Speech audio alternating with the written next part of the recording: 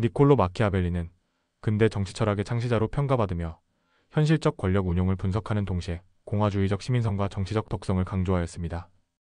그는 단순한 이상적 정치체제를 논하기보다 권력이 실제로 작동하는 방식을 탐구하며 공화국이 강하게 유지되기 위해서는 시민들이 적극적으로 정치에 참여해야 한다고 주장했습니다. 이러한 그의 사상은 피렌체 공화국에서 직접 정치에 참여한 경험과 공화국이 몰락하는 과정을 목격한 현실적 배경 속에서 형성되었습니다. 마키아벨리는 15-16세기 피렌체에서 활동했으며 그의 청년기에는 메디치 가문이 축출된 후 피렌체가 공화정으로 운영되고 있었습니다. 그는 이 시기에 외교관과 행정가로 일하며 유럽 각국의 정치 현실을 직접 경험했고 공화국 체제의 장점과 한계를 깊이 연구하게 되었습니다. 그러나 1512년 스페인의 지원을 받은 메디치 가문이 다시 피렌체를 장악하면서 공화국은 붕괴되었고 마키아벨리는 투옥과 고문을 당한 후 정치적 실권을 잃게 되었습니다. 이 사건은 그의 정치 철학에 결정적인 영향을 미쳤으며 공화국이 몰락한 원인을 분석하고 다시 강한 공화국을 만들기 위한 방법을 고민하게 만들었습니다. 그는 피렌체 공화국이 시민들의 정치적 역량 부족과 내부 분열로 인해 쉽게 무너졌다고 판단했으며 강한 공화국을 만들기 위해서는 시민들이 정치적 덕성을 기르고 귀족과 평민 간의 갈등과 같은 사회적 대립을 건설적으로 활용하여 정치적 균형을 유지하고 체제를 더욱 단단하게 만들어야 한다고 주장했습니다. 그는 로마 공화정의 사례를 들어 계층 간 갈등이 단순한 혼란이 아니라 법과 제도를 발전시키는 계기가 될 수 있음을 강조하였습니다. 그는 현실 정치에서 권력을 유지하는 방식을 분석한 군주론을 통해 강한 군주가 어떻게 권력을 공고히 해야 하는지를 논의하였지만 이는 단순한 군주적 옹호가 아니라 당시 분열된 이탈리아에서 정치적 안정을 확보하기 위한 전략적인 조언이었습니다. 반면 로마사 농고에서는 공화국이 지속적으로 강한 체제를 유지하기 위해 시민들의 정치적 참여와 갈등 조정이 필수적이라는 점을 강조했습니다. 군주론이 현실적인 권력 유지에 초점을 맞추었다면 로마사 농고는 공화국을 장기적으로 유지하는 데 필요한 요소들을 분석한 처작이라고 볼 수 있습니다. 그는 공화국이 강한 지도자에 의해서만 유지되는 것이 아니라 시민들이 정치적 덕성을 갖추고 공적 삶에 적극적으로 개입할 때 더 안정적인 체제가 될 수 있다고 보았습니다. 그가 강조한 공화국 체제에서 시민들의 정치적 참여는 단순한 이상이 아니라 피렌체 공화국에서 실제로 운영되던 제도를 반영한 것이었습니다. 피렌체 공화국에서는 일정한 재산을 가진 시민들이 정치에 참여할 기회를 가질 수 있었으며 시노리아라는 행정기구가 존재하여 시민 대표들이 통치를 담당하였습니다. 또한 추첨제가 도입되어 일정 기간마다 새로운 시민 대표들이 선출되었고 이를 통해 특정 가문의 권력 독점을 방지하고 시민들이 정치 경험을 쌓을 수 있도록 하였습니다.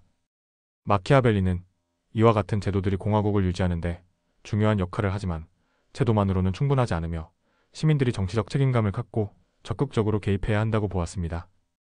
그는 또한 군사력의 중요성을 강조하며 공화국을 보호하는 군대는 용병이 아니라 차국 시민들로 구성된 민병대여야 한다고 주장했습니다. 이는 단순한 국방력 강화뿐만 아니라 시민들이 정치적 삶에 더욱 깊이 관여하고 공화국의 지속성을 보장하는 수단이기도 했습니다. 마키아벨리는 로마사 농고에서 귀족과 평민 사이의 갈등이 공화국을 더욱 강화할 수 있다고 주장했습니다. 그는 고대 로마 공화정의 사례를 분석하며 로마에서 귀족과 평민 간의 갈등이 지속적으로 발생했지만 이 갈등이 단순한 혼란이 아니라 공화국의 법과 제도를 발전시키는 계기가 되었다고 설명했습니다. 예를 들어 귀족들이 권력을 독점하려 하자 평민들은 정치적 권리를 요구하며 저항했고 결국 호민관이라는 평민 대표 기구가 설립되었습니다. 또한 평민들의 지속적인 요구로 인해 로마법의 기초가 되는 12표법이 제정되었으며 이를 통해 귀족들의 자의적 지배가 견제될 수 있었습니다. 마키아벨리는 이러한 사례를 통해 갈등이 반드시 해로운 것이 아니라 정치적 균형을 유지하고 체제를 강화하는 역할을 할 수 있다고 보았습니다. 그는 갈등을 통해 시민들이 정치적 의식을 깨우고 적극적으로 개입할 때 공화국이 더욱 건강해질 수 있다고 주장했습니다. 그러나 이러한 갈등이 제대로 조정되지 못하고 극단으로 치달으면 공화국이 무너질 위험도 있음을 경고했습니다. 피렌체 공화국이 메디치 가문과 상인 계층 간의 충돌 속에서 내부적으로 분열되었고 결국 외세의 개입을 초래하며 몰락한 사례는 그가 강조한 경고의 신뢰였습니다. 따라서 마키아벨리는 갈등이 공화국을 강화하는 요소가 될 수 있지만 이를 조정할 수 있는 제도적 장치와 시민들의 정치적 역량이 필수적이라고 강조했습니다. 그는 또한 운명과 역량이라는 개념을 통해 정치적 현실을 분석하였습니다. 운명은 인간이 통제할 수 없는 요소를 의미하는 반면 역량은 이를 극복하고 유리한 방향으로 조정하는 인간의 능력입니다. 그는 공화국이 장기적으로 번성하기 위해서는 시민들이 정치적 역량을 발휘해야 하며 지도자뿐만 아니라 일반 시민들도 정치적 결정을 내릴 수 있어야 한다고 주장했습니다. 정치적 덕성을 갖춘 시민들이 공적 책임을 수행할 때 공화국은 안정성을 유지할 수 있으며 그렇지 않으면 외부의 침략이나 내부의 부패로 인해 쉽게 무너질 수 있다는 것입니다. 마키아벨리의 이러한 사상은 현대 공화주의와 시민적 참여, 민주주의 이론에 큰 영향을 미쳤으며 공화국을 단순히 법과 제도로 유지하는 것이 아니라 시민들이 정치적 책임을 지속적으로 수행해야 한다는 점을 강조했다는 점에서 중요한 의미를 가집니다.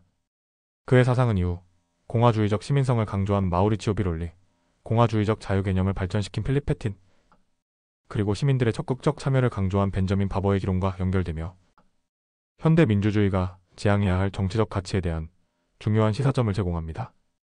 결국 마키아벨리는 공화국이 유지되기 위해서는 강력한 지도자가 필요할 뿐만 아니라 시민들 역시 공적 책임을 인식하고 정치적 참여를 지속해야 한다는 점을 강조하였습니다.